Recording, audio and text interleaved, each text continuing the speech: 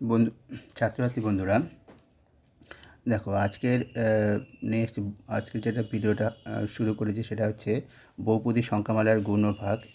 এই অধ্যায় থেকে এটা হচ্ছে কোষে দেখি 4.1, এটা শেষ পর্ব করে দেখি 4.1-এর কিছু অঙ্ক আগের ভিডিওতে আমরা করেছি। আজকের বাকি যে অঙ্কগুলো আছে সেগুলো করব, ঠিক আছে? তোমরা যারা ওই ভিডিওটা দেখোনি ওইটা তোমরা দেখে নিও। তাহলে চলো শুরু করা যাক আজকের। তাহলে দেখো, প্রথম যেটা আছে সির দাগে একের সিটা ছিল কি, দেখো এইটাই ছিল একের সি, সেটা হচ্ছে এটাই 8 PQ। এটা একের সি ছিল, মানে এটা একটা রাশিমালা সংখ্যামালা, এটা একটা সংখ্যামালা, দুটো সংখ্যামালার গুণ করতে হবে, করে গুণফল নির্ণয় করতে হবে। তারপরে পি এর মান দেওয়া আছে, সেখান থেকে পি এর মান বসিয়ে সেই গুণফলের মানটা বার করতে হবে। এরকমভাবে করতে হবে তো, ঠিক আছে? তো চলো, সিটা আর এফটা বাকি আছে। আর জিটা তো যে কোনো দুটো মান বসিয়ে করতে হবে, সেজন্য এটা করতে হবে না। আর তাহলে এই দুটো আমরা করে দেবো একের দাগে, তারপর বাদ বাকি দুয়ে যেগুলো বাকি আছে সেগুলো করব, ঠিক আছে? তাহলে চলো, প্রথম যেটা আছে দেখে নাও।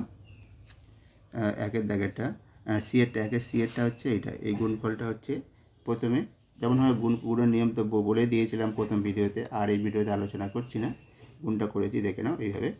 শেষে যেটা চলে এসছে, শেষে যেটা লিখতে বলেছিলাম পরপর পাওয়ারগুলো কী হবে, বড় থেকে ছোট এইভাবে সাজিয়ে লিখবে পরপর। প্রথম সবথেকে বড় পাওয়ার হচ্ছে 5, তারপরে 4টা লেখার কথা ছিল, আমার এখানে আগের লিখে ফেলেছি বলে আর কাটেনি, ঠিক আছে?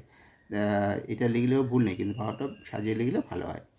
তাহলে এখানে হবে -8p⁴, তারপরে আসবে -52 PQ, তারপরে প্লাস এটা, তারপরে এটা, ঠিক আছে? এইটা হয়ে গেল।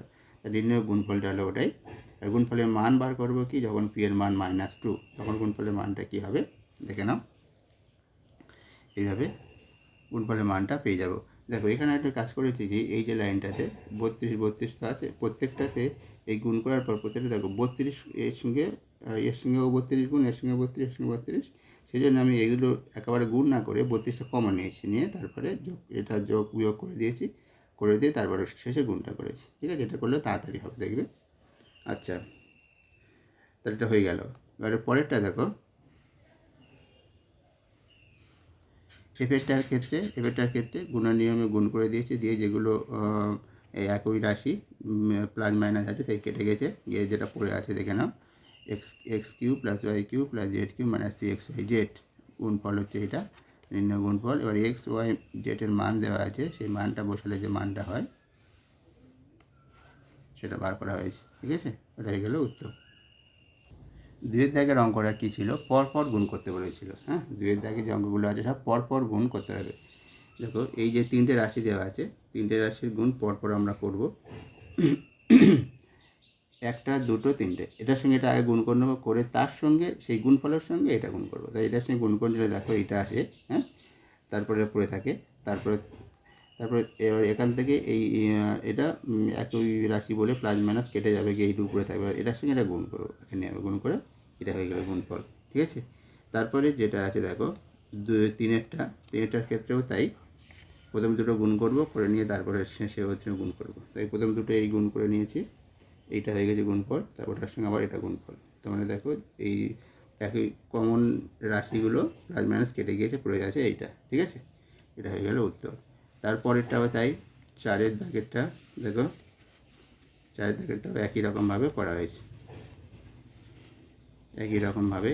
এখানে দেখো, গুণ করার সময় দেখবে এবি বা বিএ চলে আসবে, এবি বিএ তো একই রাশি, আবার বিসিসি একই রাশি, সেই জন্যে গুণ করার সময় আমি একেবারে ওটাই একই করে নিই। যেমন এর সঙ্গে বি গুণ করলে এটা হয় এবি, আবার বির সঙ্গে এগুলো বিএ হয়, আর এবি বিএ যদি একই, সেই জন্য এখানেও এবি লিখে নিয়েছি, ঠিক আছে?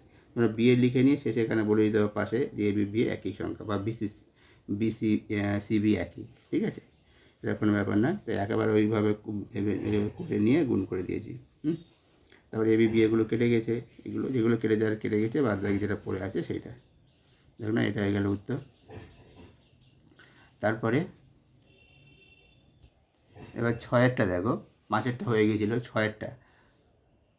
6এরটা হচ্ছে পরপর গুণ করছি, গুণ করার পরে এই জিনিসটা এসছে, দুটো এই গুণ পরে এটাই।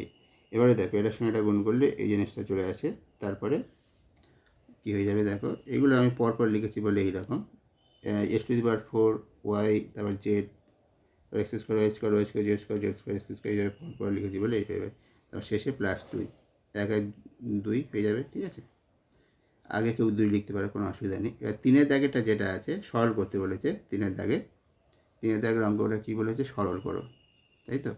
3-এর দাগে সরল করতে বলে যার পরপর গুণ করে নিয়েছি, করে তারপর সরল করেছি, কেটে গেছে, সব 0 হয়ে যাবে দেখো।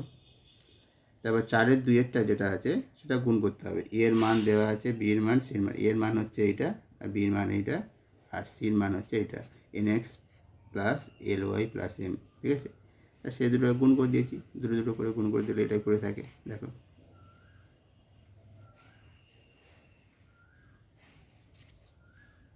শেষ পর্যন্ত এটাই করে থাকে। এটা হয়ে গেল উত্তর, ঠিক আছে। তাহলে যেটুকু বাকি ছিল সেটা আমাদের কমপ্লিট হয়ে গেল। তোমরা তাহলে যদি ভিডিওটা ভালো লাগে তাহলে অবশ্যই লাইক করো, শেয়ার করো, আর সাবস্ক্রাইব যদি না করে থাকে সাবস্ক্রাইবটা করে নিও, যাতে পরবর্তী এরকম ভালো এরকম ভিডিও আমরা নিয়ে আসবো, ঠিক আছে। আজকের এই পর্যন্ত, ভালো থেকো।